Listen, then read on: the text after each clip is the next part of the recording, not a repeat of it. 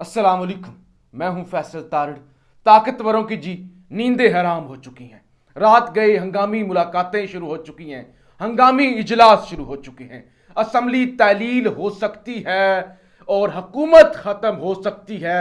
एक ही वक्त में पूरे मुल्क में इलेक्शन का माहौल बन सकता है, या फिर जुल्मो जबर की, बर्बरियत की, आइन शिकनी की नई दास्तां रकम हो सकती है। आइन मुअत्तल हो सकता है, इमरजेंसी नाफिज हो सकती है, जजेस को नजरबंद किया जा सकता है, या किसी गैर आइनी तरीके से उनको ओहदे से हटाया जा सकता है।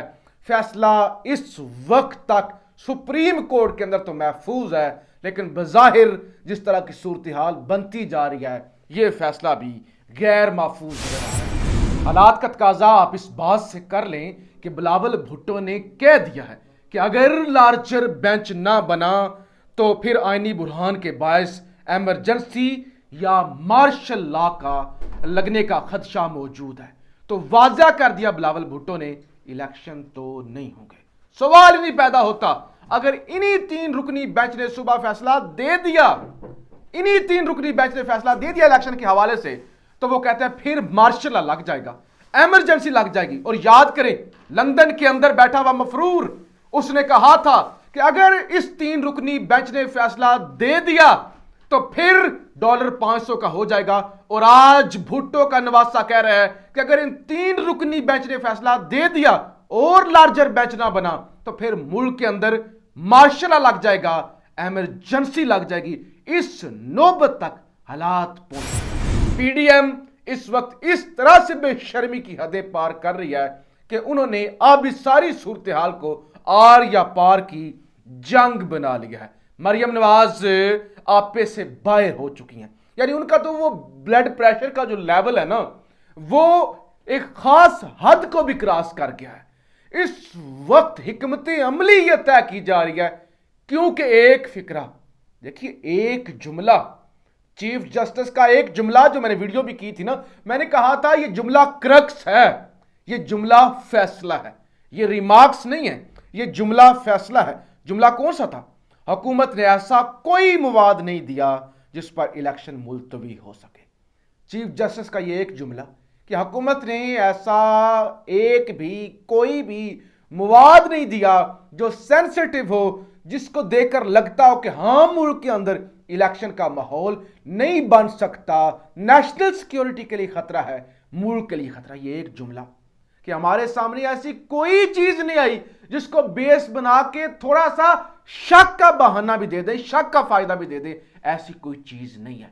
ये एक चीज क्रिस्टल एंड क्लियर है जो वाज़ा करती है कि सुबह फैसला क्या होगा।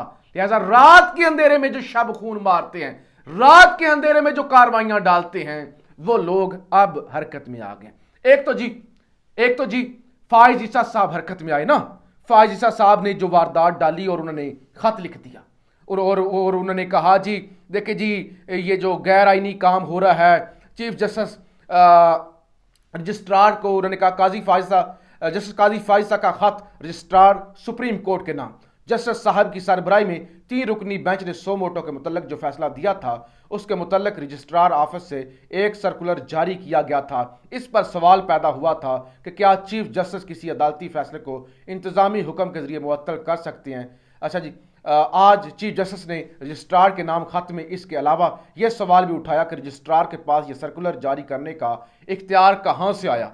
नीज इन्होंने एक ब्यूरोक्रेट को बतौर रजिस्ट्रार सुप्रीम कोर्ट तैनाती पर भी सवाल उठाया है, क्योंकि आइन की रूह से अदलिया को इंतजामिया से मुकम्मल तौर पर अलहदा होना चाहिए। यह सवाल कुछ अर्सा कबल इन्होंने साबिक रजिस्ट्रार पर भी उठाया था, जो बतौर रजिस्ट्रार तैनात होने से कबल वज़ीर आज़म सेक्रेटरिएट में मुलाजमत कर रहे थे।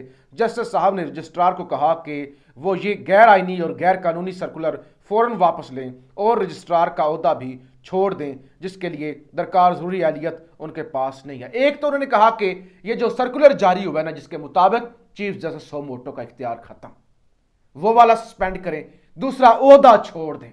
अब जनाब इस खत को किया गया वायरल। इस खत को मरियम औरंगजेब ने जनाब मुख्तलिफ सहाफ़ियों को भेजा पर्सनली। यानी मरियम औरंगजेब जो कि हुकूमत की तर्जमान हैं, वो काजी फाइज साकी बन गई तर्जमान। और उसी खत को लेकर वफाकी काबीना का इजलास बुला लिया गया। और जब ये मैं वीडियो कर रहा हूं तो अभी ये कहा गया था इजलास 8 बजे होगा। मैंने इंतजार किया कि वीडियो बाद में कर लेंगे, एक दफा चीजें सामने आ जाएं, और फिर अभी तक इजलास नहीं हुआ। लेकिन खबरें यही आ रही हैं कि इस इजलास के अंदर इस खत को बेस बना के अदलिया पर शब खून मारा जाएगा। और इस वक्त यह भी प्लानिंग चल रही है कि कल जो फैसला आना है उसके खिलाफ हमने किस तरह से खड़े होना है और उसको किस तरह से हमने कुचलना है। कुछ जराए ये कहते हैं कि खुशखबरी आ रही है, यानी एक दो तरह की सूरत हाल है। कुछ जराए ये दावा करते हैं असेंबली तहलील हो जाएगी, कौमी असेंबली भी एक ही वक्त पर इलेक्शन की तरफ मामलात जाते हुए नजर आ रहे हैं। कुछ जराए ये दावा करते हैं, और कुछ जराए ये दावा करते हैं कि रजीम चेंज करने वालों ने आखिरी और हतमी और बड़ी जंग लड़ने का फैसला कर लिया है। नंगे तो वो हो ही चुके हैं, मजीद उन्होंने नंगे होने का जनाब फैसला कर लिया कि मजीद खुल के आ जाते हैं। और इस सिलसिले में जस्टिस काजी फाइज ईसा जो मोहरा बांध रहे हैं, उनको आज बड़ा वाज़िया समझाया है, वाज़िया एतजाज हसन साहब ने समझाया है कि मैं काजी फाइज साहब को कहना चाहता हूं, जस्टिस उमर अता बंदयाल के पांव में आज बांधी जाने वाली जंजीरें कल आपके हिस्से में भी आएंगी। कहा आप चीफ जस्टिस पाकिस्तान के पर काटे जाना आपके भी पर काटे जाने के बराबर है। कहा उनके नहीं, बंदयाल के नहीं, बंदयाल ने अपनी नहीं खेल रही, असल में आपके पर काटे जा रहे हैं। आप उन्होंने कहा कि आप वकील थे, मैंने उस वक्त जब पीसीओ के तहत जजेस को खत्म कर दिया गया तमाम और बलोचिस्तान हाई कोर्ट खाली हो गई थी, आप वकील थे, मैंने उस वक्त इफ्तिखार चौधरी को कहा था ये अच्छा खानदानी बंदा है, अच्छा वकील है, इसको direct chief justice Balochistan high court लेके आए। मैंने कहा था, आप खानदानी, आप बड़े तगड़े दलेर हैं, लेकिन आज आप तारीखी गर्द सिमत पर खड़े हुए हैं, आज आप गैर आईनी कुव्वतों के साथ खड़े हुए हैं, लिहाजा आपको हम ये बताते हैं कि इस गैर आईनी काम से आप बाज रहें। इसके अलावा जी आज इस्लामाबाद के अंदर जी तकरीब हुई है, वकला कन्वेंशन हुआ है, और इसी तकरीब के अंदर ये एतजाज अहसन साहब ने खिताब भी किया। General secretary Islamabad high court bar Rizwan Shabbir Kiyani ने तकरीब में खिताब किया और उन्होंने कहा कुरान के बाद आइन की किताब मुकद्दस तरीन किताब के तौर पर वो कहते हैं मैं मानता हूं जो लोग आइन से खिलवाड़ करते हैं हम इनके सामने शीशा फैलाई दीवार की तरह खड़े होंगे। हम किसी भी सूरत ना आइन के खिलाफ ना ही आजाद अदलिया पर सवाल खड़े होने देंगे। रजवान शबीर कियानी। साबिक जनाब बार के सदर शुएब शहीन साहब ने भी खिताब किया कि आज हक व बातिल की लड़ाई का टर्निंग पॉइंट है। आज सियासी इंतकाम, लाकानूनियत और इंसानी हकूक की पामाली अपने अरूज पर है। आजम सवाती पर एक लफ्ज कह देने पर 70 मुकदमात का सामना किया। एक तरफ मुफाद प्रस्त अदारे हैं और एक तरफ इमरान खान। अच्छा जी, इसके अलावा फवाद चौधरी ने भी वकला से कन्वेंशन से खिताब किया। मैं चीफ जस्टिस पाकिस्तान से कहूंगा कि आप फैसला आइन के मुताबिक सुनाएं, हम देखते हैं आपके फैसले के खिलाफ कौन जाएगा। पूरा पाकिस्तान वकला अपनी सुप्रीम कोर्ट के पीछे, पूरा पाकिस्तान और वकला अपनी सुप्रीम कोर्ट के पीछे डट कर खड़े हैं। हुकूमत के वकला अदालत में तो बोले नहीं, जो अभी ये पार्लियामेंट में फूड़ी डालकर बैठे हैं, वो वक्त दूर नहीं जब इमरान खान लौटेंगे। फिर जनाब चौधरी एतजाज हसन ने खिताब किया। पंजाब और खैबर पख्तूनख्वा में इलेक्शन ना कराने के लिए कोशिशें जारी हैं। जिन्होंने सिक्योरिटी देनी है वही इलेक्शन ना कराने की कोशिश में हैं। जिन्होंने सिक्योरिटी देनी है वही इलेक्शन नहीं करवाना चाहते, और उन्हीं का मोहरा ये बिलावल भुट्टो, जरदारी का भुट्टो का नवासा और जरदारी का बेटा बन रहा है। पहली बार देख रहे हैं आइन पर अमल दरामद नहीं हो रहा, हुकूमत जबरदस्ती कर रही है। इसहाक डार कहता है पैसे नहीं, जबकि अपने एहसास से बाहर पड़े हैं इसके। इसहाक डार मुल्क का वजीर खजाना है।